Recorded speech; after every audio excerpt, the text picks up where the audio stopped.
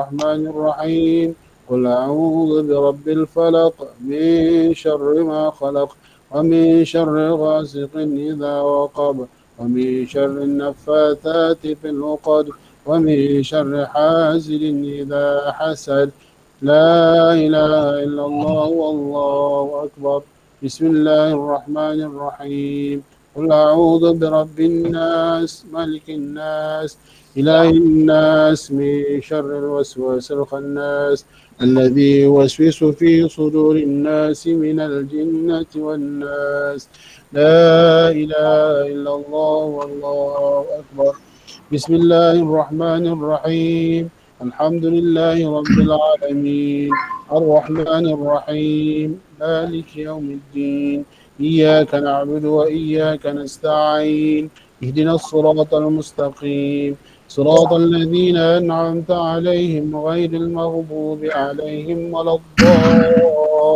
الضالين آمين بسم الله الرحمن الرحيم ألف لام ميم ذلك الكتاب لا ريب فيه هدى للمتقين الذين يؤمنون بالغيب ويقيمون الصلاة ومما رزقناهم ينفقون والذين يؤمنون بما أنزل إليك وما أنزل من قبلك وبالآخرة هم يوقنون أولئك على هدى من ربهم وأولئك هم المفلحون وإلهكم إله واحد لا إله إلا هو الرحمن الرحيم الله لا إله إلا هو الحي القيوم لا تأخذه سنة ولا نوم له ما في السماوات وما في الأرض من ذا الذي يشفع عنده إلا بإذنه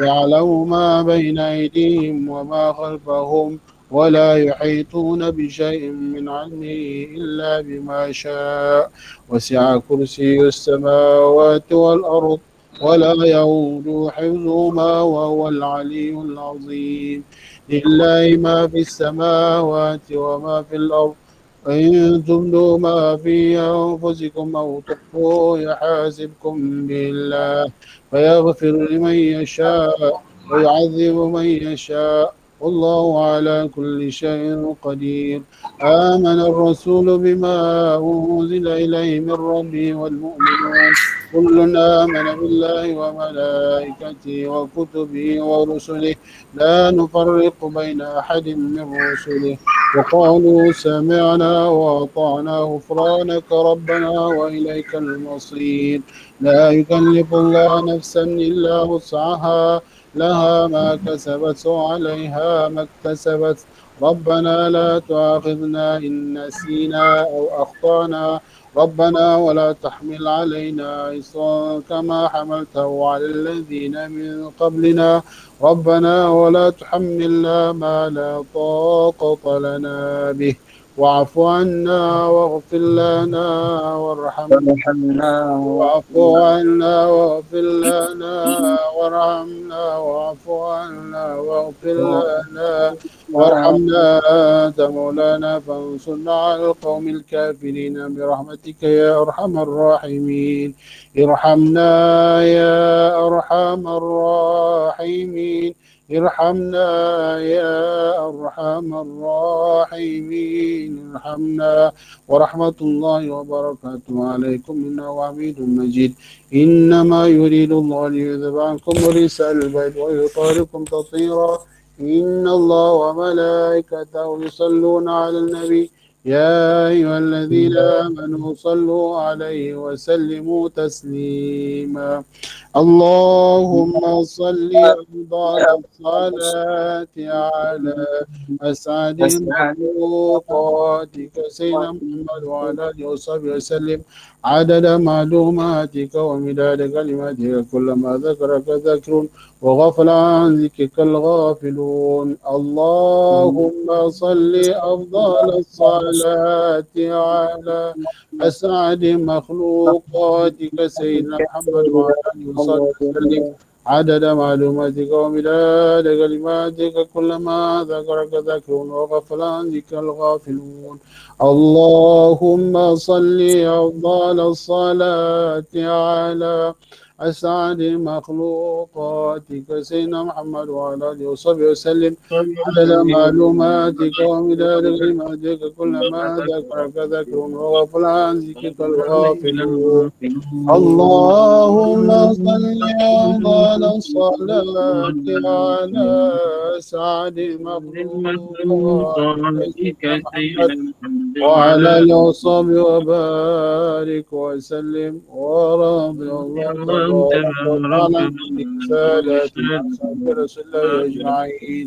حسبنا الله ونعم الوكيل ولا حول ولا قوة إلا بالله العلي العظيم. أستغفر الله العظيم. أستغفر الله العظيم. أستغفر الله العظيم. أفضل ذكر فاعلم أنه لا إله إلا الله. لا إله إلا الله. لا إله إلا الله. لا إله إلا الله محمد رسول الله. كلمتنا على يدكم سبحان الله تعالى. لا إله إلا الله يا محمد رسول الله. يا لا إله إلا الله محمد رسول الله. سأل الله ياه ويجعلنا من أهل الله. يا لا إله إلا الله ياه محمد رسول الله. يا سأل الله ياه ويقبلنا من فضل الله. يا لا إله إلا الله يا محمد رسول الله. ويرضيه ونرضى الله ياه ونرضيه ويرضى الله. يا لا إله إلا الله يا محمد رسول الله. يا نبي الله حبيب الله يا حبيب الله رسول الله. يا لا إله إلا الله يا محمد رسول الله. رجال الله ياه أغيثونا لأجل الله. يا لا إله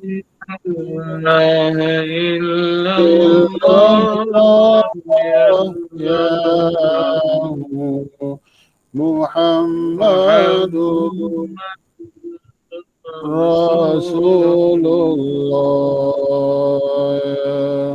وكونوا عوننا في الله ياه عسى نحظى بفضل الله ياه لا إله إلا الله يا محمد رسول الله يا ونختم بصلاة تهدى يا على مقتاره الأهدى يا لا إله إلا الله يا محمد رسول الله يا لا إله إلا الله لا إله إلا الله لا إله إلا الله محمد رسول الله الله لا إله إلا الله لا إله إلا الله لا إله إلا الله محمد رسول الله سألناكم وللظلفى رجوناكم وفي أمر قصدناكم فشدوا علمكم لله الله لا إله إلا الله لا إله إلا الله لا إله إلا الله محمد رسول الله ويا قطاب ويا أنجاب ويا سادات ويا أحباب وأنتم يا أولي الألباب تعالوا وانصروا لله الله لا إله إلا الله لا إله إلا الله لا إله إلا الله محمد رسول الله بسم الله فتحنا الباب وصلنا مع الأحباب ودارت بيننا الأكواب شربناها بسم الله الله لا إله إلا الله لا إله إلا الله لا إله إلا الله محمد رسول الله فيا ربي بسادتي تحقق لي إشاراتي عسى تأتي بشاراتي ويصفو وقتنا لله الله لا إله إلا الله لا إله إلا الله لا إله إلا الله محمد رسول الله صلاة الله مولانا على من بالهدى جانا ومن بالحق أولانا شفيع الخلق عند الله. الله لا إله إلا الله، لا إله إلا الله، لا إله إلا الله، محمد رسول الله. لا إله إلا الله، لا إله إلا الله، لا إله إلا الله، محمد معظمي. لا إله إلا الله، لا إله إلا الله، لا إله إلا الله، محمد معظمي. إليك توسلنا لتغفر ذنوبنا فخفف عن العصين ثقل المآثم. لا إله إلا الله، لا إله إلا الله، لا إله إلا الله، محمد معظمي. وأحبب إلينا الحق واعصم قلوبنا من الزغ والأهواء يا خير عاصمي. لا إله إلا الله، لا إله إلا الله، لا إله إلا الله، محمد معظمي. ومن علينا يوم ينكشف الغطاء بستر خطايانا ومحو الجرائم. لا إله إلا الله، لا إله إلا الله، لا إله إلا الله، محمد معظمي. وصلى إليه كل يوم وليلة على أحمد مختار من آل هاشم. لا إله إلا الله، لا إله إلا الله، لا إله إلا الله، محمد معظمي.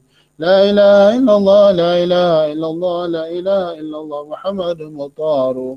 لا إله إلا الله، لا إله إلا الله، لا إله إلا الله، محمد مطهر. شبهتك بر الليل بل أنت أنور ووجهك من ماء ملاحتي يقطر. لا إله إلا الله، لا إله إلا الله، لا إله إلا الله، محمد مطهر. فيا زينة الدنيا ويا غاية منى فمذلت بمثل وجهك ينظر. لا إله إلا الله، لا إله إلا الله، لا إله إلا الله، محمد وما ولدت وأم صلب آدم ولا في جنان خلف مثلك آخر. لا إله إلا الله، لا إله إلا الله، لا إله إلا الله، محمد المطهر. فأولك الشمس وثانيك كوكب وثالثك بدر منير مدور. لا إله إلا الله، لا إله إلا الله، لا إله إلا الله، محمد المطهر. وربك كفر وخمسك عنبر وسسوك يقط وبقيك جوهر. لا إله إلا الله، لا إله إلا الله، لا إله إلا الله، محمد مطهر. فأصابك خمس عن الخمس تغبر وذلك بقصد الإشارة فانظروا. لا إله إلا الله، لا إله إلا الله، لا إله إلا الله، محمد مطهر. فوستك صدق وفاروق بن سر وعثمان خسر والإبهام حيدر. لا إله إلا الله، لا إله إلا الله، لا إله إلا الله، محمد مطهر. فسببت خطب الرسل محمد وما ذلك إلا نبي مطهر. لا إله إلا الله، لا إله إلا الله، لا إله إلا الله، محمد مطهر. محمد رسول الله والبيت قبلتي وديني من الذين على وأفخر. لا إله إلا الله، لا إله إلا الله، لا إله إلا الله، محمد مطهر. شافعي رسول الله والله غفر فلا رب إلا الله والله أكبر. لا إله إلا الله، لا إله إلا الله، لا إله إلا الله، محمد مطهر. وصلى إليه كل يوم وليلة على أحمد مختار ذاك المطهر. لا إله إلا الله، لا إله إلا الله، لا إله إلا الله، محمد مطهر. لا إله إلا الله، لا إله إلا الله، لا إله إلا الله، لا إله إلا الله، لا إله إلا الله، لا إله إلا الله، لا إله إلا الله، لا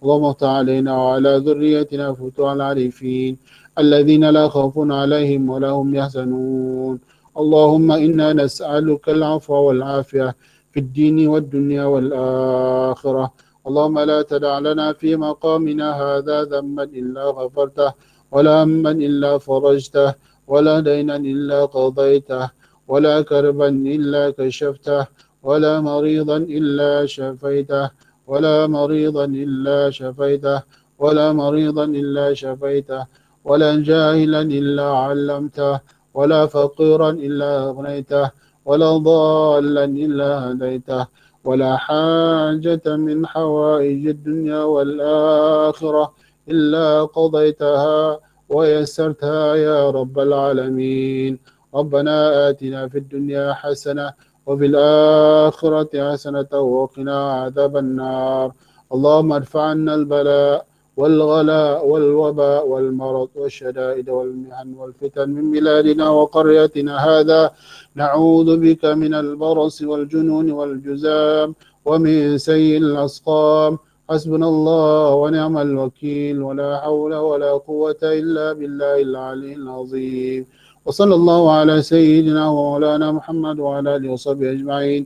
سبحان ربك رب العزة عما يصفون وسلام على المرسلين والحمد لله رب العالمين. لي خمسة أطفي بها حر الوباء الحطيمة المصطفى والمرتضى وابنهما مع فاطمة. لي خمسة أطفي بها حر الوباء الحطيمة المصطفى والمرتضى وابنهما مع فاطمة. لي خمسة أطفي بها حر الوباء الحطيمة المصطفى والمرتضى وابنهما مع فاطمة. Silakan Ustaz.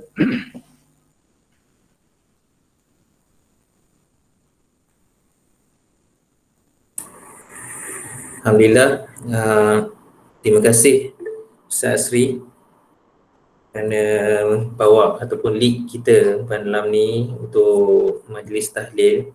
Masya Allah, tabarakallah. Jadi Alhamdulillah, sebentar lagi kita akan teruskan program kita pada malam ni.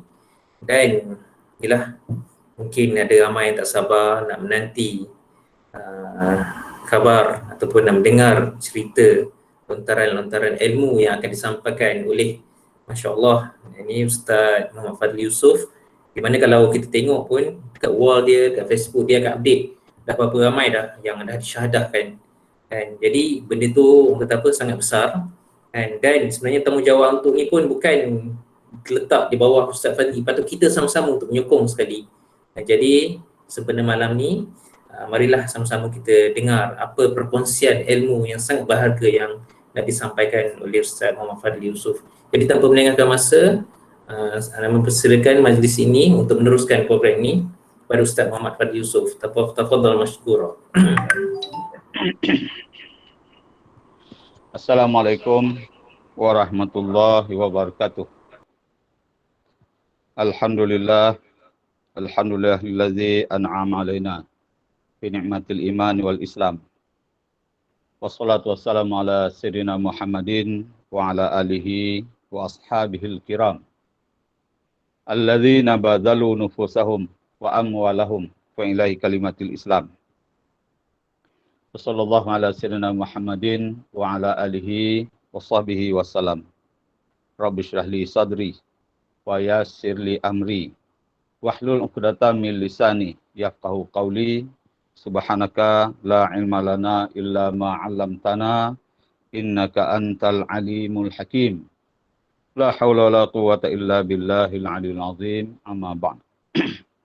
Yang mulia Saudara Ahmad Diak selaku pengurusi majlis, yang bahagia pimpinan Angkatan Dakwah Antarabangsa Malaysia ataupun ADAM, yang bahagia Ustaz Muhammad Asri yang memimpin tahlil,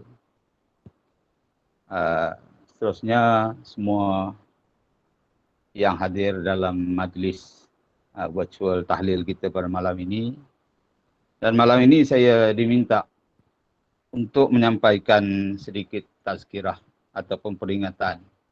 Dan bila dinyatakan sebagai peringatan, maknanya peringatan itu adalah untuk diri saya sendirilah yang paling utama dan dikongsikan kepada sesiapa yang mendengar peringatan tersebut. Ya, sebab peringatan atau tazkirah itu adalah bermanfaat untuk orang yang beriman. Saudara-saudari sidang maya sekalian, pada malam ini saya nak menyatakan satu topik yang amat penting bagi kita orang-orang yang cintakan Islam.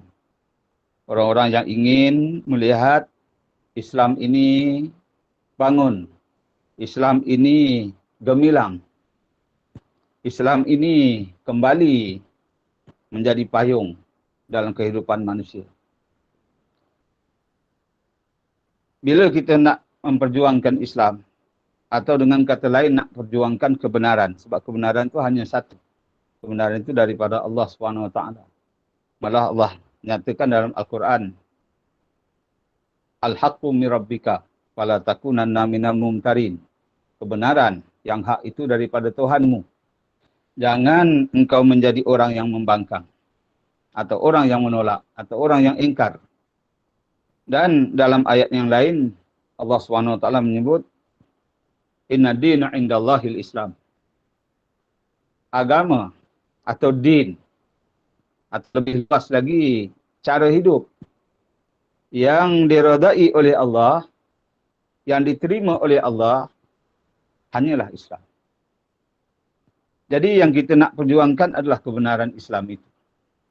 Dan kebenaran Islam itu tak lain tak bukan datangnya daripada Allah SWT.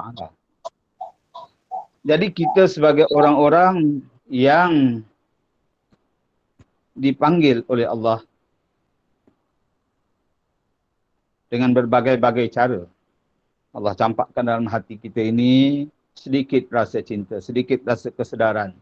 Patut kita ini memperjuangkan Islam yang mulia ini. Maka mestilah ada peraturan-peraturan. Mesti ada persediaan-persediaan. Tak mungkin kita dapat menempuh perjuangan kebenaran itu tanpa kita ada persediaan. Dan persediaan yang paling penting yang saya nak sentuh pada malam ini ialah persoalan membaiki diri. Sebab itu tajuk yang diwar-warkan, baikilah diri dalam memperjuangkan kebenaran. So, saudara-saudari sidang maya yang dikasihi sekalian, kita sebahagian daripada kita pernah mengalami berjuang bersama-sama, belajar bersama-sama, menghidupkan Al-Quran dan Sunnah bersama-sama. Menghidupkan sunnah-sunnah Nabi bersama-sama. Yang waktu itu kita datang ke dalam jamaah. Kita datang dalam perjuangan ini dengan satu niat sahaja. Baik kita menyertai bidang ekonominya, bidang sosialnya, masyarakatnya, bidang atau kita berpindah duduk di dalam perkampungan-perkampungan yang dibina waktu itu. Dengan niat nak membangunkan perkampungan Islam. Tak lain tak bukan kedatangan kita itu dengan satu niat, iaitu nak membaiki diri. Di samping kita membaiki diri, kita bawa pula keluarga kita. Dan disitulah diri kita dan keluarga kita sama-sama kita membaiki. Ya. Cuba kita lihat betapa pentingnya soal membaiki ini. Rasulullah SAW pernah bersabda, Kita ulang lagi walaupun ramai di kalangan kita dah biasa dengar. Bada'al Islamu ghariban. Datangnya ajaran Islam itu, bermulanya ajaran Islam itu dalam keadaan asing, gharib, pelik ataupun aneh. Wa yas'udu ghariban kama bada. Dan dia akan kembali dagang ataupun asing itu seperti mana asalnya. Waktu awal-awal. Maknanya Islam itu dah berlangsung, dah lama, ya, sampai dah 1400 tahun lebih kita menjadi umat baginda Rasulullah SAW. Dia akan kembali asing, kembali dagang. Dan dalam hadis itu Nabi SAW menyebut, fatuba lil ghuraba. Beruntunglah orang-orang yang dagang, kata Nabi. Orang yang asing, orang yang aneh, orang yang pelik di zaman itu. Yang dimaksudkan yang asing, yang dagang, yang pelik itu orang yang benar-benar nak mengamalkan Islam, benar-benar nak menegakkan Al-Quran dan Sunnah dalam kehidupan dia. Mereka itu Rasulullah SAW menyebut sebagai beruntung. Orang yang untung. Bukan orang yang rugi. Ya, fatuba lil ghuraba. Beruntunglah orang-orang yang dagang, yang asing itu.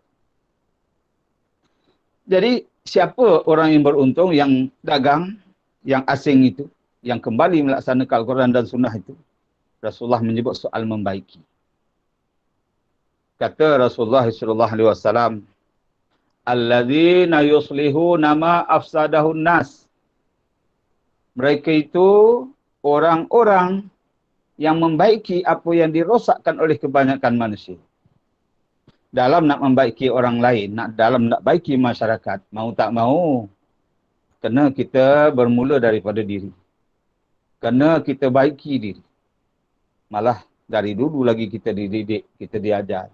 Ya, kita duduk dalam jamaah dahulu, kita dididik membaiki diri. Dengan diri-diri itu yang dibaiki satu demi satu, seorang demi seorang, terbinalah keluarga-keluarga Islam. Daripada individu Islam, lahirlah keluarga-keluarga Islam. Dari keluarga-keluarga Islam itu, ya, berkaitan juga dengan kuliah yang telah disampaikan Al-Fadhil Ustaz Sobri minggu lepas, ya, berkaitan dengan kekeluargaan.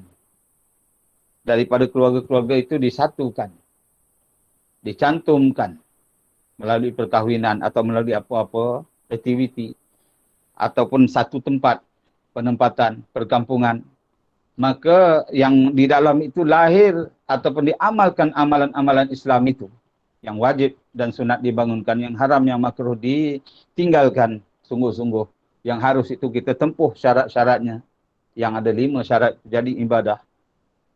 Lahir masyarakat Islam, ya. Dari masyarakat Islam itu kalau kita teruskan, yang mana semua manusia ini kita seru kepada Islam, kembali kepada Allah Ta'ala, semua membaiki diri sungguh-sungguh, waktu itu insya-Allah akan lahirlah satu negara Islam. Ataupun lebih besar lagi, sekiranya hadir pimpinan yang dijanjikan Allah, Imamul Mahdi, itu barulah lahirnya ummah Islamiyah. Saudara-saudari sedang hadirin sekalian,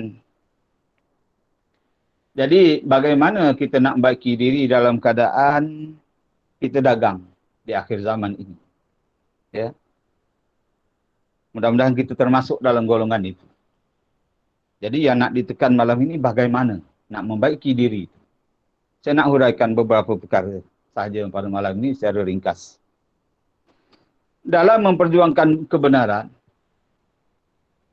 perkara-perkara yang perlu kita ambil berat dalam membaiki diri. Fokus kepada diri dahulu, ya, nanti barulah kita bawa perkara-perkara ini ke dalam keluarga kita dan seterusnya ke dalam masyarakat kita. Yang pertama sekali, dosa-dosa, sama ada dosa besar atau dosa kecil.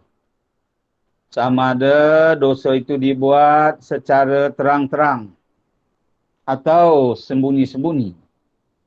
Ya. Janganlah dilakukan sama sekali. Memang perintah meninggalkan dosa ini, kita ni manusia, tak mungkin ya nak terlepas daripada dosa. Paling tidak terkena juga dosa-dosa walaupun kita dah cuba. Tapi mesti ada usaha. Mesti ada azam. Nak meninggalkan dosa-dosa yang dah biasa kita buat. Dan jangan pula buat dosa-dosa yang belum kita buat. Dosa-dosa yang kita sudah lakukan, naklah kita bertaubat. Hendaklah kita bersihkan sungguh-sungguh mohon ampun dengan Allah SWT. Jadi itu perkara yang pertama, dosa-dosa jangan sekali-kali kita buat. Ya. Nak tahu apa itu dosa, apa itu pahala, itulah kita selalu kena belajar. Ya. Dulu kita belajar fardu ain, malam Rabu asalnya. Kemudian malam Sabtu, Sabtu malam Minggu, kita belajar ilmu fardu ain. Kemudian dibawa pula ke markas-markas, ke tempat-tempat kita. Dapat kita belajar. Jadi di zaman ini, kalau kita belum lagi selesai fardu ain, selesaikan. Mana yang dah banyak kita lupa, rujuk kembali. Ya, ramai. Dalam majlis kita ni pun ramai tuan-tuan guru yang boleh. Saya nampak boleh mengajar, mampu mendidik di soal hukum hakam itu. Agar dengan kita mengetahui hukum-hukum itu, kita tidak terjatuh dalam dosa. Kita tahu yang mana dosa, yang mana pahala. Yang mana wajib, yang mana sunat, yang mana haram, yang mana makruh. Ya. Perkara yang kedua, hendaklah tajamkan rasa kehambaan kita kepada Allah SWT setiap saat. Menajamkan rasa kehambaan ini, ya, melalui ibadah. Yang paling utama sekali, ibadah solat atau sembahyang kita. Ya, sebab tujuan kita sembahyang itu adalah untuk melahirkan rasa kehambaan. Supaya kita benar-benar merasa kita ni hamba Allah dan Allah itulah Tuhan kita. Yang maha kaya, maha gagah, maha perkasa.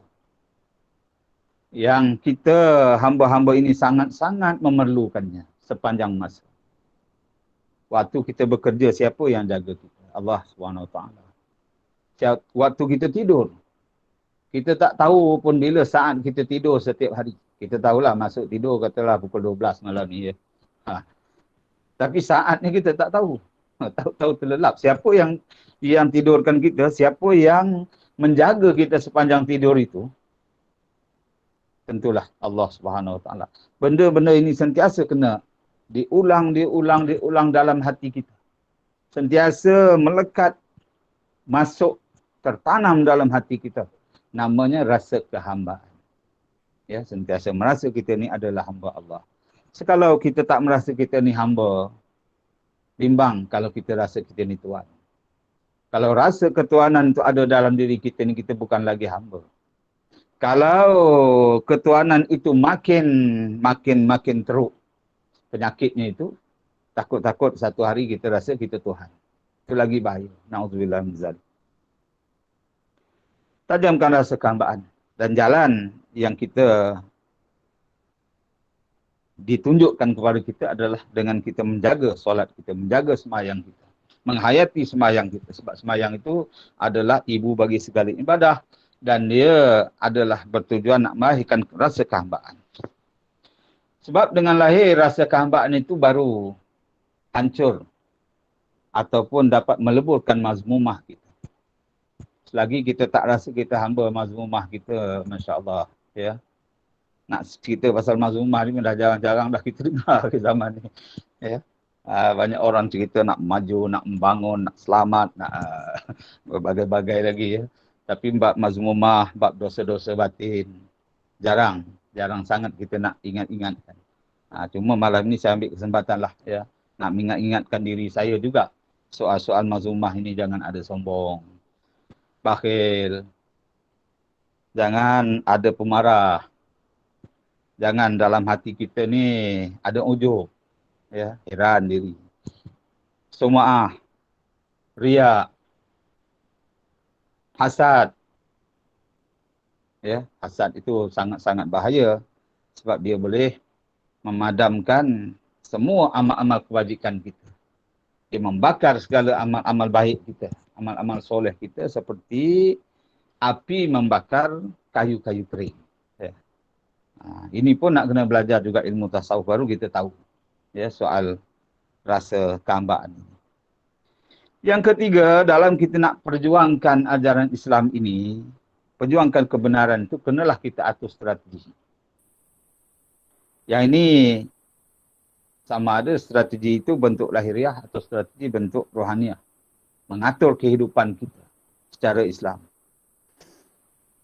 Yang keempat, elakkan perpecahan. Satukan pandangan. Perkara ini kebanyakan kita faham, ya, bahawa asas kekuatan perjuangan Islam itu atau jamaah Islamiah itu paling asasnya ada 3.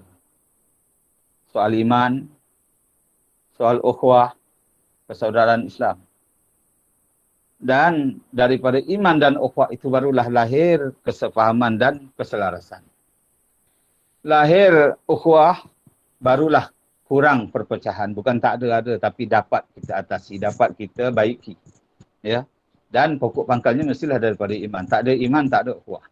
Tak ada ukhuwah, tak ada rasa persaudaraan, tak ada rasa silaturahim, tak ada rasa kasih sayang, maka tiadalah kesepahaman dan keselarasan. Jadi, dalam kita berjuang, dalam kita menegakkan kebenaran, elakkan perpecahan. Dulu kita sangat-sangat ditekankan soal ukhuwah ini. Ya.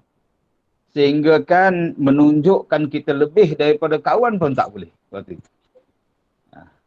Kita tunjuk kehidupan kita ada lebih, ada makan lebih sikit, nampak mewah sikit. Dia boleh cacat hati kawan-kawan. Cukup jaga waktu itu. Perkataan-perkataan kita cukup kita kawal. Jaga perasaan saudara-saudara kita dalam satu perjuangan khusus. Jadi elakkan perpecahan, satukan pandangan. Itu yang keempat. Yang kelima, awasi perjalanan musuh. Musuh ini dah disebut dalam hadis Nabi. Ya. Orang mukmin atau orang beriman itu, dia akan berhadapan dengan 5 musuh. Al-mu'minun yuhsiduhu. Yang pertama, orang-orang yang beriman, yang Islam juga, tapi yang hasad dengki dengan dia. Yang kedua, al-munafiqun yubghiduhu. Orang munafik yang marah pada dia. Ya. Berang pada dia. Itu antara musuh. Munafik ni kita dah tahu. Liyuzhirul Islam wa yubtinul kufra. Dia menzahirkan Islam dan dia menyembunyikan kekufuran. Depan nampak macam Islam, nampak baik. Ya. Dia berawaslah dengan perjalanan keadaan orang-orang munafik. Begitu juga dengan musuh yang ketiga. Al-kafirun yuqatiluhu. Orang-orang kafir yang sentiasa nak memeranginya. Memerangi orang-orang beriman. Yang ini juga kita kena lihat. Sebab itu dalam keadaan suasana akhir zaman, kita perhati sungguh-sungguh. Awas sungguh-sungguh. Ya. Apa yang mereka buat. Sebab dah dinyata dalam Al-Quran. Diingat berulang kali. Ya. Malah selalu ayat itu kita dengar, kita ulang. Walan tarda'an kal yahudu. Walan nasara. Hatta tattabi'a millatahum. Allah SWT ingatkan kepada kita, tak akan reda sekali-kali orang Yahudi, orang Nasrani itu, sehingga kamu ikut millatahum, millah mereka, bukan ikut agama mereka. Tak payah masuk agama mereka. Mereka tak pernah ajak pun kita. Ya, asal kita ikut cara hidup dia. Cara makan minumnya, cara berpakaiannya, cara berkebudayaan, cara kehidupannya, cara perkahwinannya, cara politiknya, cara pentadbiran. Kalau kita masih lagi terikut dengan mereka itu, ya, di luar dari perkara yang dibenarkan oleh syariat Islam, waktu itu sebenarnya kita sudah terjebak dalam musuh. Ya. Kena ulang lagi hadis-hadis yang selalu kita ingat dahulu. Man tashabbaha biqaumin fa huwa minhum. Man tasyabbaha biqaumin fahuwa minhum. Barang siapa menyerupai satu kaum itu, tergolong dia dalam golongan itu. Banyak dah ya.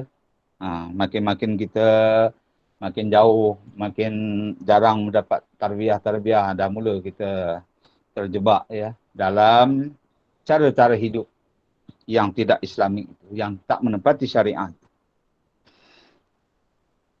Musuh yang paling kita patut takut, yang patut kita awasi sungguh-sungguh, musuh batin. Ya. Musuh yang 3 itu tadi musuh lahir. Yang musuh lahiriah ni kalau kita kalah berperang misalnya dengan orang kafir, dibunuh orang munafik misalnya, dapat pahala syahid. Tapi kalau kita kalah dengan 2 musuh batin, nafsu dan syaitan ini, Masya Allah, ya, masuk neraka. Itu yang kita tak mau. Sebab tu kena ingat-ingatkan. Saya cakap ni saya mengingatkan pada diri saya. Awasi perjalanan musuh. Yang keenam, dalam jamaah, dalam persatuan, dalam NGO, pemimpin ditaati. Kecuali yang melanggar syariat. Pemimpin itu ya sebenarnya satu anugerah juga kepada kita. Lihat perjalanan pemimpin itu. Kalau dia membawa kita benar-benar kepada Allah SWT, menepati syariat Islam, boleh kita ikut, boleh kita taati. Malah wajib ditaati. Tapi kalau dia dah membawa kita jauh daripada ajaran Islam, dah bawa kita mengikut jalan-jalan musuh, yang itu tak dapat tidak kena kita jauhi. Ya.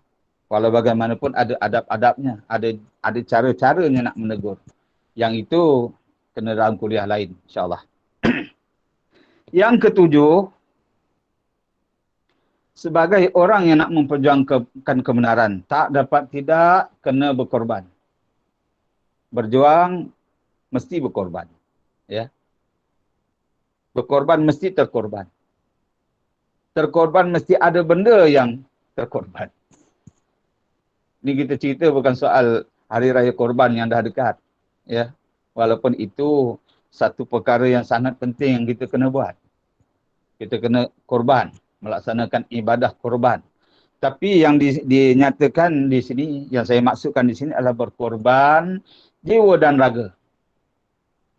Berkorban harta benda, berkorban masa, berkorban kerehatan, berkorban perasaan dalam kita nak menegakkan atau memperjuangkan kebenaran ini. Ada harta, korban harta. Ada masa, kita tak ada harta tapi ada masa, korbankan masa. Ada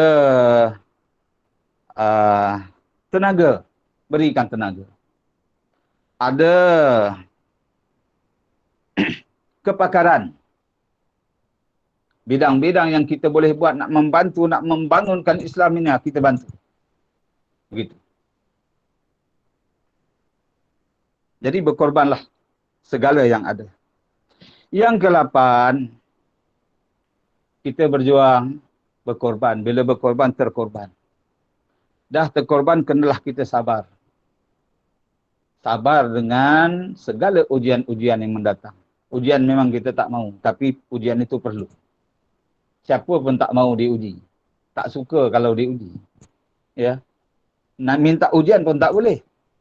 Tapi kalau diuji, kena sabar. Minta kesabaran daripada Allah Subhanahu Wa Taala. Sebab itu dalam Al-Quran, dalam surah yang selalu kita baca, wal asr, demi masa. Innal insana lafi khusr. Sesungguhnya manusia itu sentiasa berada dalam kerugian. Wa tawasaw bil haqq. Kecuali mereka yang berpesan dengan kebenaran. Berpesan itu maksudnya memperjuangkan kebenaran, membangunkan kebenaran, berpegang dengan kebenaran. Tak dapat tidak, bila dah pegang kebenaran, perjuang kebenaran, bukan senang. Ya. Bukan mudah-mudah saja dalam berjuang. Cakap mudah, ya, nak berjuang, Masya Allah. Tak semua orang boleh. Tapi bila dah berjuang, memperjuangkan kebenaran, pasti ada yang terkorban. Itulah ayat seterusnya, watawasau bis sabr. Allah perintahkan kita juga dalam menegakkan kebenaran, hendaklah kita sabar. Sabar dalam menegakkan, mentaati perintah Allah. Sabar dalam meninggalkan larangan-larangan Allah. Sabar pula kita dalam menghadapi segala ujian-ujian, cobaan-cobaan yang Allah datangkan kepada kita. Yang kesembilan, sekali lagi diulang. Tadi saya dah sentuh dalam awasi perjalanan musuh itu tadi. Yang kesembilan secara khususnya tradisi musuh.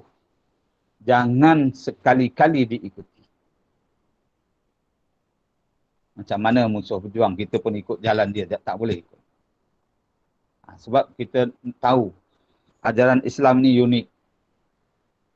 Sebab itu Allah sebut satu saja, inna dina indallahil Islam. Allah tak sebut yang lain-lain, Allah tak bagi pilihan lain. Ya. Islam saja. Maknanya Islam tu tersendiri. Segala-galanya mesti Islam. Mesti menepati syariat. Tak jatuh wajib, jatuh sunat. Tak jatuh sunat, jatuh faruz. Tak jatuh sunat, jatuh haram. Kalau tak jatuh haram, jatuh makruh. Kalau tak makruh, harus suruh balik dengan 5 hukum itu. Jadi tradisi musuh, baik di segi pakaian, baik di segi cara kehidupan, makan, minum, etikanya, perjuangannya, jalan-jalan mereka jangan diikuti. Kerana apa? Musuh ada jalannya sendiri. Kita pula ada jalan yang tersendiri. Mereka banyak jalan, kita tersendiri, Islam.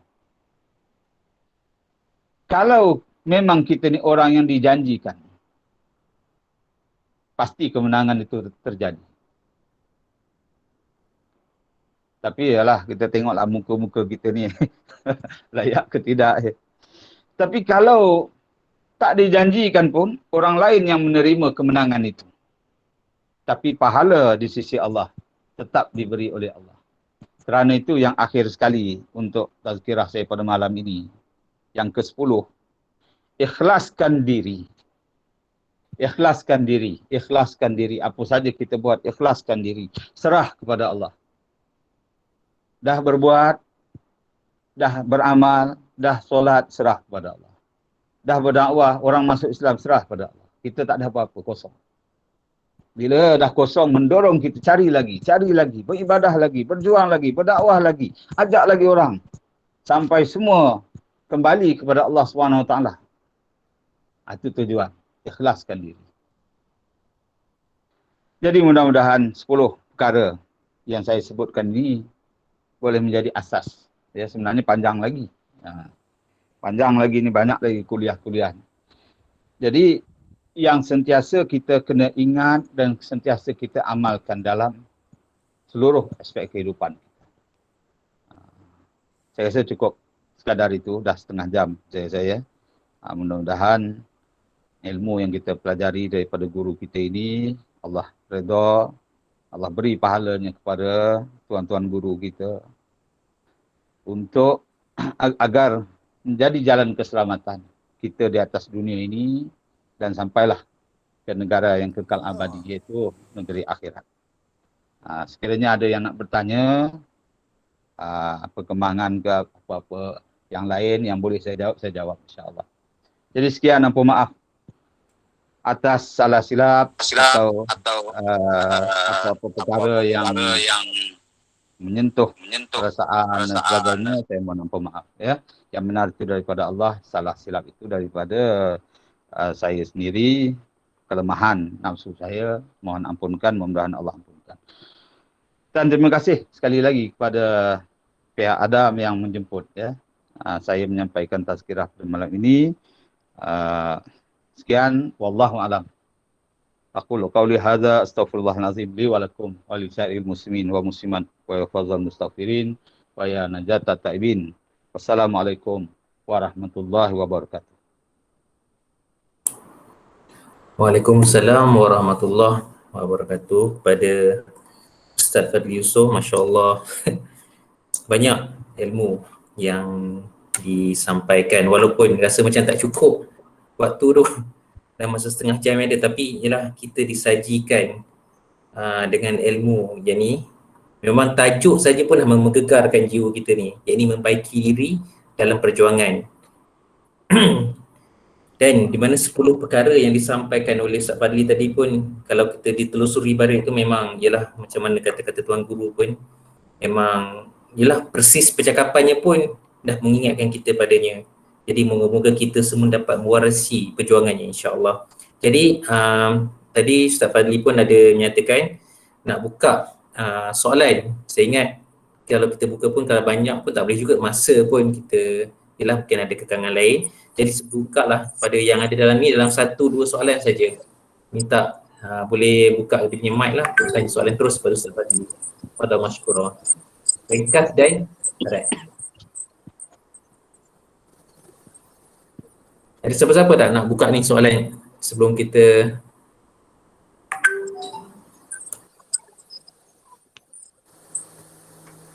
Assalamualaikum warahmatullahi taala wabarakatuh. Waalaikumsalam warahmatullahi wabarakatuh. Boleh. Ya. Ustaz, boleh bagi perkembangan dakwah Ustaz di Sabah? Ini Ya. untuk pengetahuan. Terima kasih. InsyaAllah. Terima kasih ya Cikgu Abu Hassan yang bertanya. Perkembangan di Sabah ya. Sebenarnya saya dah lama tak ke Sabah. Dari dekat setahun lah dah, tahun yang terakhir pada Raya Haji, Raya Korban tahun lepas.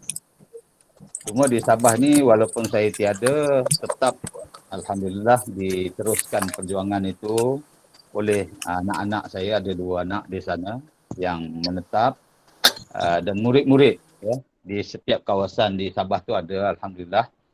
Dan semua yang kita dah Islam di Sabah itu mereka lah jaga ya, baik masjidnya, penempatan mualaf, hal-hal kebajikan, lebih lagi lah dalam keadaan COVID, PKP dan sebagainya. Kebajikan tu kita jaga ya, banyak kita dapat dana-dana yang disumbangkan yang kita sampaikan kepada mereka. Alhamdulillah lah ya. InsyaAllah dalam sehari 2 ni pun ramai juga yang memeluk Islam daripada Sabah. Yang saya update di Facebook tu sebenarnya kebanyakan, saya rasa lebih 90% yang memeluk Islam itu daripada bangsa Cina. Yang bangsa Cina tu bukan Sabah. Memang mereka itu di Semenanjung ini. Ya. Ada yang daripada Kedah, dan Alustar pun ada. Hari ini ada seorang Sami, ya, Sami yang dah masuk Islam bulan Ramadan hari itu. Dia pun dah dapat balik, ya, dapat balik ke Thailand hari ini. Jadi bukan Sami lah, bekas Sami. Dan dia insya-Allah kita aturkan ada bekas Sami juga yang dah jadi ustaz di Thailand tu mendidik dia, belajar dia. InsyaAllah ya. Jumlah yang masuk Islam sehingga malam ini adalah 1486. Ya. 1486. Kadang-kadang saya tak sempat nak update sebab begitu cepat. Dan antara penyebab cepatnya itu kerana mereka ni sebenarnya kita dah didik, kita dah dakwah bertahun-tahun. Bukan baru semalam dakwah lepas tu dia terus masuk, tidak. Ya, dah bertahun-tahun juga. Sebenarnya kita laksanakan dakwah secara senyap-senyap ni sejak ada yang dah 7 tahun baru dia masa PKP ni mungkin dah tak sibuk sangat. Bisnes semua tak jalan, ada yang bisnes hardware, kedai cat, kedai makanan macam-macam ya, orang-orang Cina ni. Jadi bila dah kedai semua kena tutup, mereka pun dah tak tahu cara apa, dia hubungilah kita, tanya-tanya khabar. Ya. Daripada situlah kita ambil kesempatan, kita tanamkan iman, perkenalkan dia kepada Tuhan Allah Subhanahu Wa Taala, perkenalkan kepada Nabi. Alhamdulillah mereka itu dapat menerima masuk Islam. Dan bila ada seorang masuk Islam dalam keluarga itu, ataupun satu keluarga kecil, biasa mereka ini yang umur 30-an, ya, yang ramai masuk Islam umur 30-an, yang anaknya baru seorang atau 2. Yang anak ramai saya tak jumpa lagi daripada bulan Syakban dulu. Ya. Paling ramai 4 orang anak. Biasa 1. Ya. Mereka ini berdakwah pula kepada ibu bapa. Siapa ada dalam rumah, mereka dakwah. Kita bimbing dia. Sampailah ibu bapa tu pun nak masuk Islam. Lepas ibu bapa, siapa ada? Datuk, moyang, mak saudara, mak mentua. Itu semua dia bersambung-sambung lah. Ya, berangkai-rangkai. Gitu. Sebab tu kita lihat perjuangan para sahabat dahulu pun begitulah lebih kurang ya. Kita nak mencontohi. Sayyidina Abu Bakar As-Siddiq hari pertama memeluk Islam. Bila disampaikan berkenaan Islam itu kepada Sayyidina Abu Bakar As-Siddiq, Rasulullah sampaikan, dia terus terima. Dan terus keluar bertemu dengan rakan-rakan lain. Hari pertama Sayyidina Abu Bakar memeluk Islam, hari itu dia dah bawa 6 orang sahabat lain masuk Islam. Antaranya Sayyidina Abdul Rahman Auf, Sayyidina Zubair Ibn Awam. Itu antara yang saya ingat lah. Ya. Ada beberapa orang lagi. Yang tak silap saya, semua itu termasuk dalam 10. 10 yang dijamin syurga oleh baginda Rasulullah SAW. Jadi begitulah dakwah ya. Dakwah pun kita guna lebih banyak guna virtual lah, guna mayang. Ya. Guna WhatsApp. Syahadah pun pakai WhatsApp semua. Kemarin ada sahabat daripada JAKIM bertanya, Ustaz, macam mana ramai-ramai masuk Islam ni dah daftar ke? Ya. Saya kata memanglah kita daftar tapi pejabat agama tutup sekarang. Oh iya juga dia kata. Jadi kita susun. Susun, alhamdulillah pihak JAKIM pun akan menyalurkan bantuan yang disebut musaadah ya, musaadah dalam masa Covid ini, insya-Allah. Itulah sebut sikit je ya. Di Sabah kita terus, korban pun kita teruskan insya-Allah. Wallahu alam. Okay, Ustaz Fadli, ada soalan kita daripada sahabat Salman JKK TV, nama dia lah. Okay, soalan dia, apa kesinambungan Ustaz selepas mereka memeluk agama Islam? Ini soalan daripada Salman Al-Farisi. Saya kenal ni, Salman ni saya kenal. Selalu tengok TV dalam rancangan JKK yang jadi imam. Ya. Terima kasih saudara Salman yang bertanya. Lepas mereka Islam, kita mesti ikut apa yang Nabi SAW suruh. Rasulullah SAW dah tunjukkan langkah-langkah selepas mereka Islam. Jadi ialah kita tak ada hak nak mereka-reka sendiri. Kita ikutlah apa yang Nabi tunjuk. Nabi SAW menghantar Sayyidina Muaz Ibn Jabal ke Yaman. Ya. Kalau kita lihat sejarahnya, dihantar ke Yaman bersama Sayyidina Abu Huzaifah Al-Yamani. Orang Yaman juga. Ya, balik ke tempatnya ditemani oleh seorang yang pada Nabi Sayyidina Muaz Ibn Jabal ni pakar ya. Ulama di zamannya dihantar berdakwah di Yaman. Dan pesanan Nabi kata, wahai Muaz, kamu akan berhadapan dengan Ahlul Kitab. Sebab waktu itu Yahudi dan Nasrani lah yang menguasai Yaman waktu itu, bukan macam Yaman sekarang ini. Serulah mereka kepada Islam, itu perintah. Ialah berdakwah mestilah memperkenalkan Allah, mengenalkan Rasul, sehingga mereka beriman kepada Allah, beriman kepada Rasul, mengucap 2 kalimah syahadah. Itu langkah yang pertama. Yang tu yang kita buat, ya, yang dah ada sekarang ini. Kemudian yang langkah seterusnya, Nabi kata setelah mereka mentaati, yang ini telah mengucap 2 kalimah syahadah, beritahu mereka Allah mewajibkan sembahyang 5 waktu sehari semalam. Jadi itu sebab setiap siapa saja masuk Islam, perkara pertama yang kita ajar pada mereka ialah solat, sembahyang. Tak ada tempat sembahyang, kita usahakan. Tak ada masjid, kita bangunkan. Itulah ya yang kita buat masjid di Sabah, ya, buat masjid di Semenanjung, buat kompleks. Sekarang pun saya buat kompleks pendidikan mu'alaf di Jenderam, Selangor ya. Jadi mu'alaf kita pun ada sama-sama malam ni ya. Saya tak tahu masih ada ke dah keluar. Ada sama-sama dalam program kita pada malam ni. daripada jenderam ya. Jadi mana yang Islam kita masuk dan kita didik. Maksud Nabi, bila Nabi kata beritahu mereka, Allah mewajibkan sembahyang, maknanya bimbing ibadah mereka. Jadi dalam membimbing itulah ya, itulah tugas kita. Sebenarnya bila saya rasalah bila saya dah Islamkan orang ni, saya memang tak mampu nak mendidik. Dah terlampau ramai. Kalau seorang dua tu boleh ya. Ini dah ramai-ramai ni macam mana? Itulah ya, macam saudara Ahmad Diak beritahu tadi, bukan tugas seorang ya. Masing-masing boleh ambil peranan sebenarnya. Mendidik mereka dengan fardu ain agar mereka tu beribadah kepada Allah. Seterusnya Nabi kata bila mereka mentaati, mereka dah sembahyang, dah puasa, dah zakat dan sebagainya. Nabi kata beritahu mereka Allah mewajibkan zakat. Wajib zakat ambil dari orang yang kaya di kalangan mereka, beri kepada yang miskin. Yang ini Nabi tekankan soal kebajikan. Jadi mereka yang dah Islam ni selain daripada kita didik dengan berbagai-bagai program yang dilaksana sekarang ini, soal-soal kebajikan kena tengok, kena jaga. Soal makan minum ni kena perhati, soal sakit demam ni kena ambil tahu. Tak dapat tolong pun tak apa, paling tidak dengar, paling tidak ambil tahu, cari jalan ya. Dia dah jadi macam keluarga kita, saudara kita. Ada peringatan Nabi di hujung hadis ni.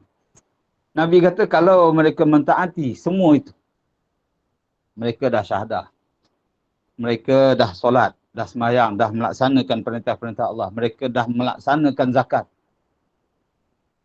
Nabi kata waktu itu wajib bagi kita menjaga nyawa mereka, harta mereka, maruah mereka. Dan di hujung hadis itu Nabi menyebut lagi, ya, Nabi menyebut, takutlah kamu akan doa orang yang terzalim. Orang yang terzalim itu tidak ada hijab doanya di sisi Allah. Ini yang selalu hadis kita dengar di hujung aja, hadis yang awal kita tak tahu. Rupanya yang terzalim itu, itulah orang-orang yang mereka dah beriman, mereka dah Islam, tapi kita tak jaga mereka. Kita tak didik mereka. Kita tak menjaga maruah mereka, tak jaga nyawa mereka, tak jaga harta mereka. Ini maksud orang-orang yang terzalim. Bimbang ya pada kita. Jadi maknanya makin hari ramai masuk Islam tu bukan kita sonok. Ya. Kita makin bimbang sebenarnya. Tanggungjawab makin hari makin banyak. Tapi kita yakin ya, bila kita buat kerana Allah lah akan bantu kita insya-Allah. Jadi Saudara Salman ya, terima kasih. Saya harap dapat menjawablah persoalan itu. Saya nak cerita hala tuju macam mana, saya pun tak tentu hala, tapi kita ikut hala tuju yang Nabi tunjuk insya-Allah. Sekian. Okay, Alhamdulillah. Terima kasih Ustaz Fadli. Jadi last, kita mungkin ada dalam 1-2 minit lagi. Siapa? Saya buka pada semua yang ada ni untuk last soalan terakhir sebelum kita tutup untuk majlis ni. Ada tak? Ataupun boleh hantar daripada mesej saja. Sayang tak ambil peluang ni sebenarnya. Tapi kalau tak ada orang tanya, saya nak tanya soalan. Saya nampak Saudara Rafidi tanya. Oh, nak tanya. Silakan. Tak tangan je. Assalamualaikum Ustaz. Waalaikumsalam warahmatullahi. Soalan anak ni mudah je. Ya. Memang setiap hari yang nampak Ustaz posting. Setakat ni dah 1487 rasanya. Ya. Saya pun tak ingat. Saya minta maaf Ustaz kalau cakap anak ni agak kasar lah Ya. Aktiviti Ustaz ni macam orang biasa pergi 7-Eleven Ustaz. Semudah itu. Maksudnya semua orang tu masuk Islam di tangan Ustaz macam orang pergi 7-Eleven Ustaz, betul balik. Allah. Itu yang anak rasa begitu mudah sekali, begitu mudah begitu. Anak rasa bukanlah nak ni, tapi it is very easy for you to boleh buat macam tu. Jadi nak tahu rahsia sikit je supaya Ana pun boleh buat macam Ustaz. InsyaAllah ya, terima kasih. Terima kasih saudara Rafidi yang bertanya. Soalan yang baik ya. saya tak rasa kasar pun soalan tu. Saya mulakan misi syahadah ini di Sabah ya tahun 2011. Maknanya sekarang dah 2021, maknanya sudah 10 tahun, genap 10 tahun. Dalam 10 tahun tu nak membina bukan mudah. Ya, dah melalui berbagai-bagai proses. Dan saya yakin kalau Islam itu dapat kita bangunkan modelnya. Contoh, lebih mudah diterima daripada kita bercakap tanpa contoh, tanpa model. Karena itulah saya terpanggil untuk ke pedalaman Sabah itu dengan tujuan nak mencetuskan model itu. Sebab kalau saya pergi ke tempat-tempat lain, dah ada. Di sana memang apa pun tak ada waktu saya pergi. Yang dah Islam pun dah macam tak Islam dah waktu itu. Tapi kita tajdid syahadah, Alhamdulillah. Tapi kita tak masuklah dalam jumlah yang 1000 lebih tu hari ini. Ya. Mereka yang tajdid syahadah terus Islam. Kita tak daftar apa. Kalau dia belum daftar, kita daftarkan sajalah. Ya. Tapi kalau di segi bilangan kita tak kira dia masuk Islam di tangan kita. Alhamdulillah mereka itu kita bentuk, didik seperti mana yang Nabi perintahkan tadi. Didik fardu ainnya, mula tu kita tumpang rumah-rumah saja buat di rumah. Akhirnya mereka sama-sama nak membangunkan, nak berjihad, nak membangunkan Islam ini. Mereka kata perlukan masjid. Waktu itulah saya ajak mereka masuk hutan, tebang kayu. Ya. Alhamdulillah sekarang ni dah ada 7 tempat yang kita bangunkan masjid-masjidnya. Dan di waktu itulah Allah datangkan bantuan-bantuan. Datang saudara-saudara kita, murid-murid saya dari Petronas Labuan. Ya. Di Labuan tu bukan Petronas saja, Shell pun ada. Ya. Tapi yang popularnya Petronas lah. Mereka pun ada sama malam ini. Ya. Sama-sama membantu. Itu dah tahun ke-3. Ya. Bukan awal lagi, tahun ke-3. Baru Allah datangkan. Kalau tahun pertama, kedua tu saya dengan isteri saja. Lepas tu anak-anak saja. Ya. Tahun ke-3 lah baru datang murid-murid belajar. Mereka tu saya latih, saya didik, akhirnya dia berkembang. Berkembang pula tempat lain sebab contohnya dah ada. Itu saya kata lebih mudah kalau dah ada contoh. Ya. Kemudian mereka terus bekerja. Setiap hari. Sentiasa. Saya didik mereka begini, ya, macam kita bisnes, ya. Saya kata saudara Jamaluddin Yop ada, saya pun banyak belajar tu. Ilmu-ilmu tu yang saya guna. Ilmu MLM, multi level marketing. Berdakwah ni macam market lah ya. Memarketkan Islam itu, bukan menjual, tidak. Sales dengan marketing lain. Jadi bagaimana nak bawa Islam itu, bila kita dah ada contohnya, ada produknya, nampak depan mata, orang lebih yakin. Ya, daripada kita cerita-cerita produk pun tak ada, baru nak order. Orang reject aje lah ya. Ini ada. Malah produk tu kita pakai. Katalah kita pakai pencerah muka, pemutih muka. Kita pakai. Tapi kalau kita tak pakai, muka kita menggerutu nak bercerita dengan orang. Susah orang nak terima ya. Gitu. Jadi testimoni itu daripada kita sendiri. Jadi diturunkan ilmu itu kepada murid-murid ni, ya. Pertama yang biasa mereka yang dah dibelajar, dah terlatih ni, bila nak dilepaskan berdakwah tu saya minta mereka senaraikan semua kenalan-kenalan. Ini saya belajar dari saudara Yop lah ni. Ya. Senarai semua kenalan yang pernah dari sekolah rendah, sekolah menengah, di universiti, kawan-kawan sukan, kawan-kawan kelab, kawan-kawan masa zaman jahiliah dulu. Bantai je, tulis semua. Kontak balik, tanya khabar. Itulah yang dibuat. Yang mana mereka inilah yang dah dihubungi, akhirnya tergerak hati mereka nak bertanya tentang Islam. Ya, kita pula mula menceritakan tentang Tuhan, perkenalkan kepada Allah dan sebagainya. Mereka itu menerima, alhamdulillah. Ya. Jadi ini macam ada upline, ada downline jugalah ya. Bila mereka tu tak faham, nak mengajar, nak cerita tentang Tuhan, perkenal kepada Allah, mereka baliklah pada upline-nya, baliklah pada saya. Saya dah mengajar, saya dah bagi tahu. Jadi tak heran lah ya. Setiap hari itu jadi banyak sebab muridnya ramai, muridnya banyak. Adalah dalam 20 orang. Dan mereka itu masing-masing ada pula kontak. Jadi cara tak langsung ramai lah, banyak lah. Ya, itu yang nampak tiap-tiap hari itu. Ya, tiap-tiap hari itu bukan hari ini kita dakwah, tidak, dah bertahun-tahun. Ya. Lagi satu ya.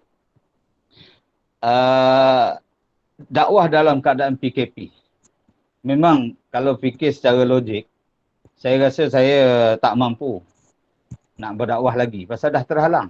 Kita tahu dakwah ni kena keluar, kena jumpa orang. Ya. Tapi waktu inilah, waktu bulan 3 tahun 2020 tahun lepas, saya duduk, saya munajat sungguh-sungguh minta pada Allah, ya Allah, datangkanlah mereka. Aku dah tak boleh keluar dah. Nak jumpa dah tak boleh. Datangkan. Rupanya Allah datangkan, syukur.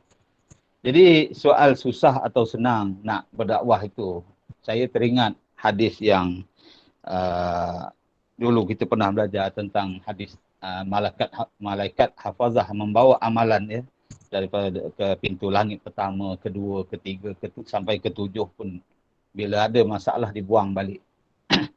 Menangis Sayyidina Muaz yang mendengar. Sebab hadis itu dicerita, disampaikan Nabi kepada Sayyidina Muaz. Ya. Apa jawab Nabi? Nabi kata, wahai Muaz, lebih kurang apa makar. Sesuatu itu akan mudah kalau Allah mudahkan. Jadi itulah ayat saya yang selalu saya kalau berdoa, ya Allah permudahkan, ya Allah permudahkan. Mudah-mudahan Allah permudahkan, itulah. Ya, sebab saya ingat perkataan Nabi itu. Benda yang susah macam mana pun. Apa tak susah, hidayah tu milik Allah, bukan milik kita. Ya, kita buat saja. Tapi minta Allah permudahkan. Gitu.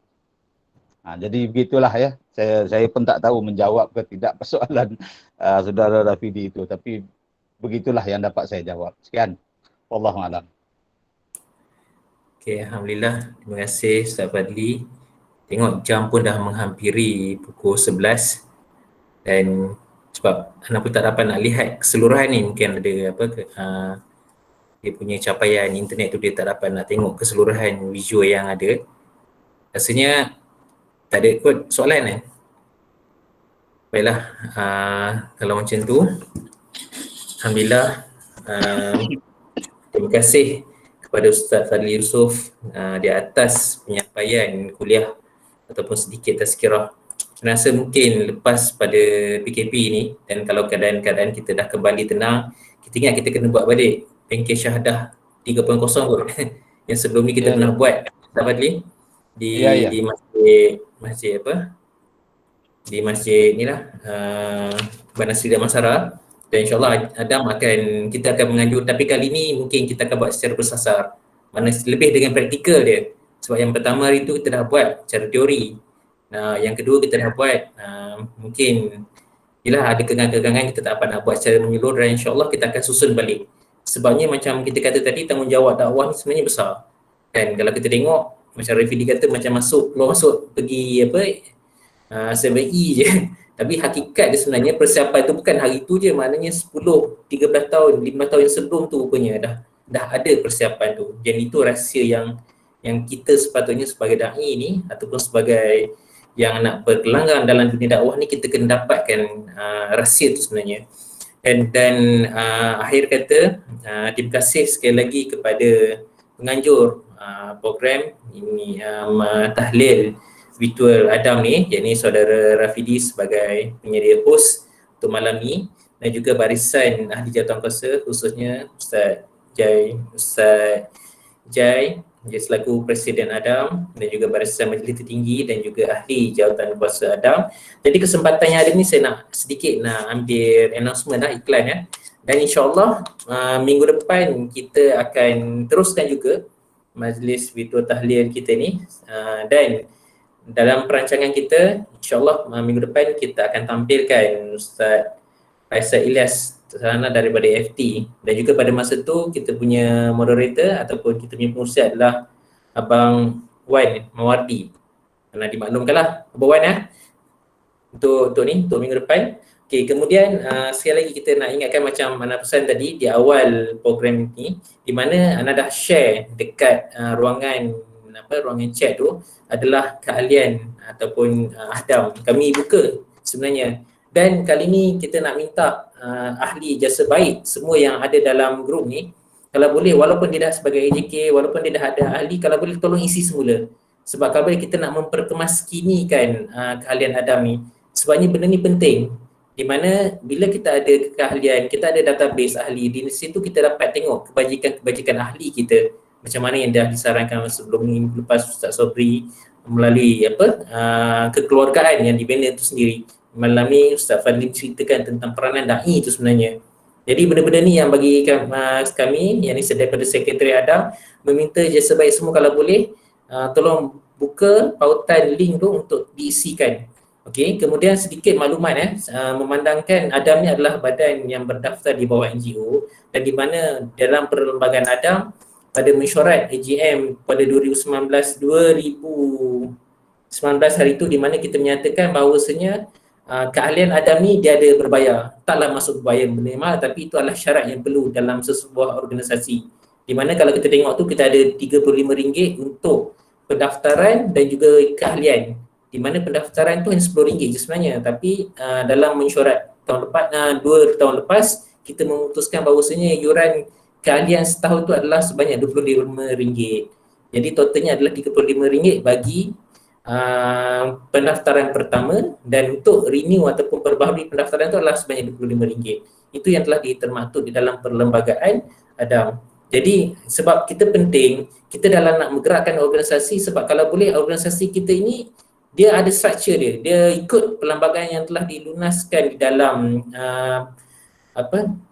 pertubuhan RIS yang telah ditetapkan oleh kementerian, oleh agensi dan sebagainya. Kenapa? Sebab kita kerja dakwah ni besar kan, kita nak banyak benda yang kita nak berkolaborasi. Sebagai contoh, pada minggu lepas melalui Aid for Palestine, Adam telah melalui collection kawan-kawan, sahabat-sahabat yang lain, kita telah menyumbang sebanyak RM7,348 duit sumbangan tu sebenarnya kepada tabung Palestin sana, di mana pada malam tu Ustaz Fakhruddin Ar-Razi menjadi wakil daripada Adam dalam satu seminar yang telah dibuat lebih kurang bersama dengan 40 NGO, telah menyampaikan sumbangan itu hasil daripada sumbangan-sumbangan sahabat-sahabat yang lain. Dan alhamdulillah terima kasih semua yang telah menyumbang, dan insyaAllah melalui tabung sumbangan Adam ni juga kita akan buka sebenarnya untuk kebajikan Adam. Dan sedia kita maklum, sebelum-sebelum ini kita akan buka melalui kebajikan Adam, dan di mana saudara Rafidi sendiri pun sebagai jawatan kuasa khas, dan Biro Pengurusan dan Kebajikan Adam di bawah Hajah Sarah. Dan kami sebenarnya dalam sekretariat dan dalam Adam, kita sangat cakna mengambil kebajikan, keperluan setiap ahli dan juga jemaah serta sahabat-sahabat yang ada, insya-Allah. Jadi akhir kata sebelum saya nak tutup majlis kita pada malam ni, jadi Presiden Ustaz Jai ada apa-apa nak kata tak? Tak ada apa-apa. Ataupun Ustaz Solah? Ada apa? Okey, baik. Ustaz Solah ada apa-apa ataupun wakil daripada Jawatan Peserta Tinggi Adam? Tak ada, kita teruskan. Okey. Alhamdulillah, jadi setakat itu sajalah pengumuman yang saya nak sampaikan pada malam ini. Dan sebelum kita mengakhiri majlis kita pada malam ini, saya mempersilakanlah saudara Ustaz Helmi untuk membacakan doa, insya-Allah. Silakan.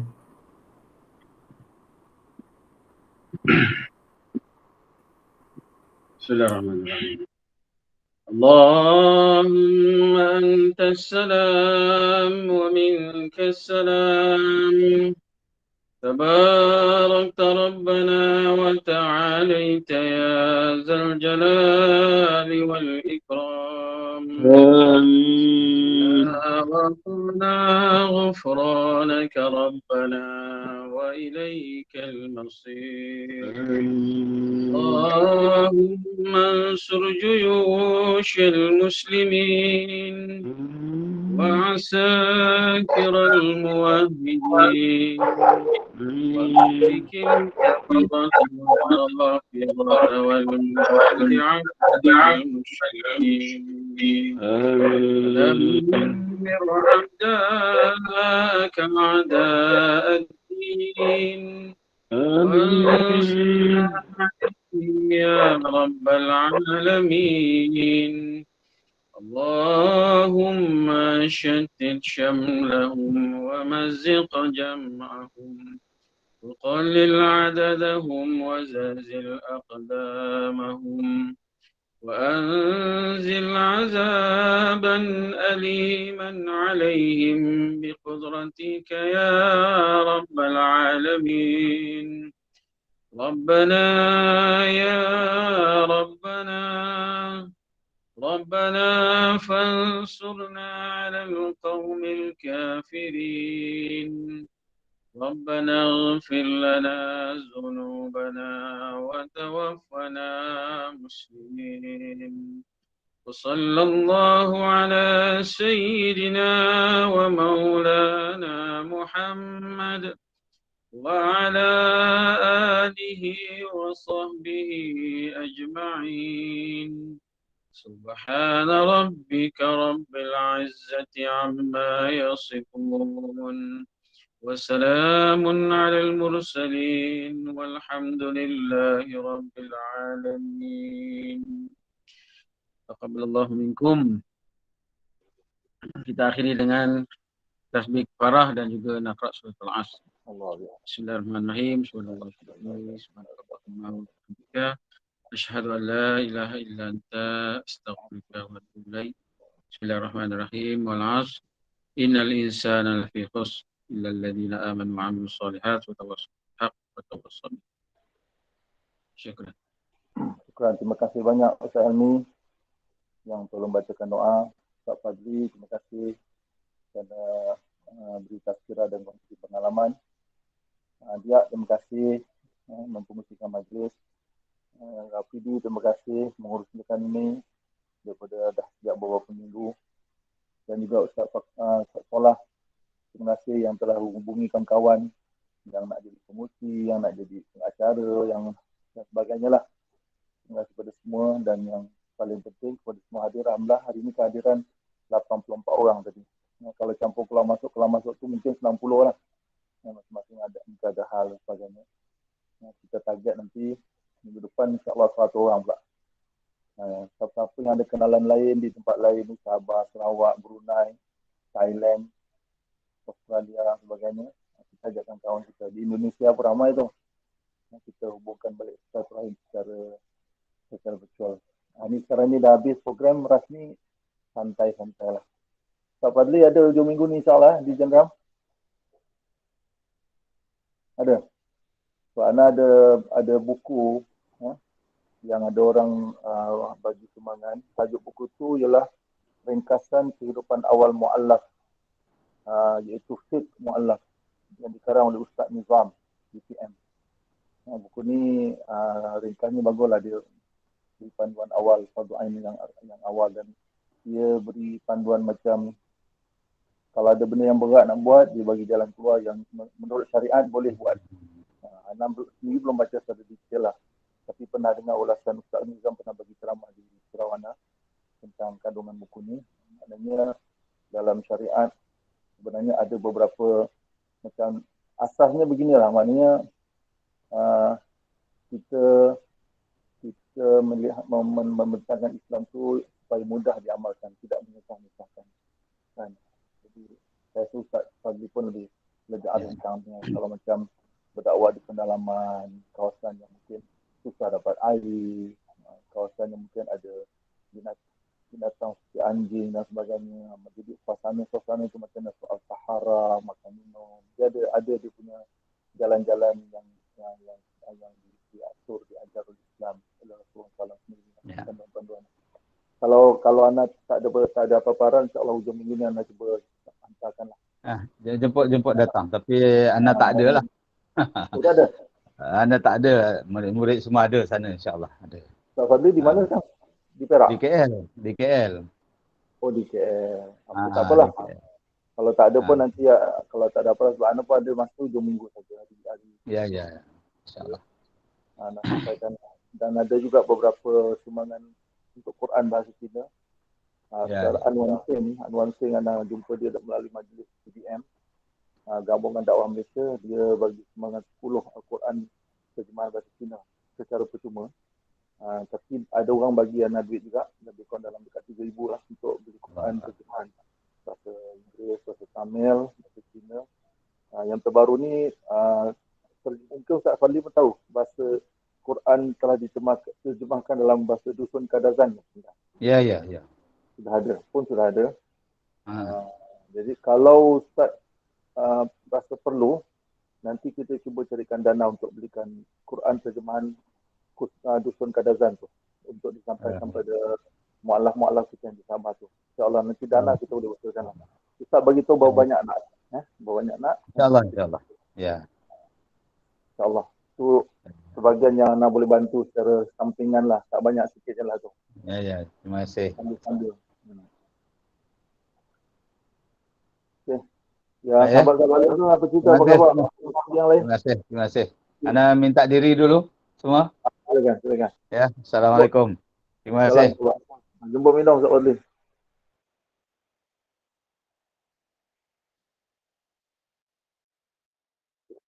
Tak salah senyap eh. Ana pun minta diri dulu. Okey. Silakan. Saja. Ya. Kita jumpa minggu depan, insyaAllah. Okey, insyaAllah jumpa dengan pukul 11 lah.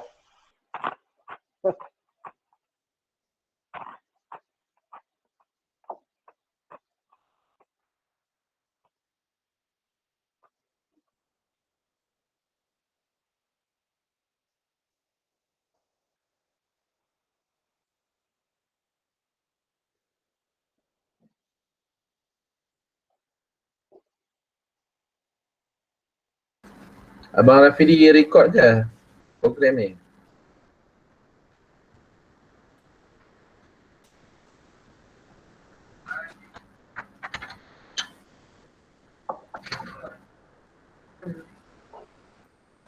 Jadi masuk Abang Rafidi, ada recordnya?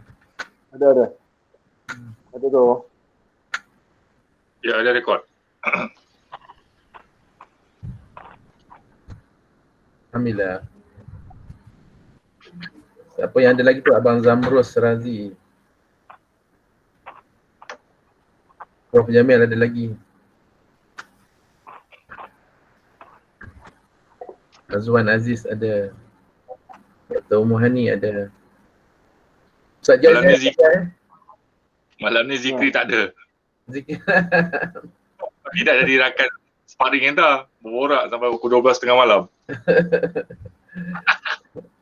Dia lama betul mengajar dekat Sekolah Al-Amin lah.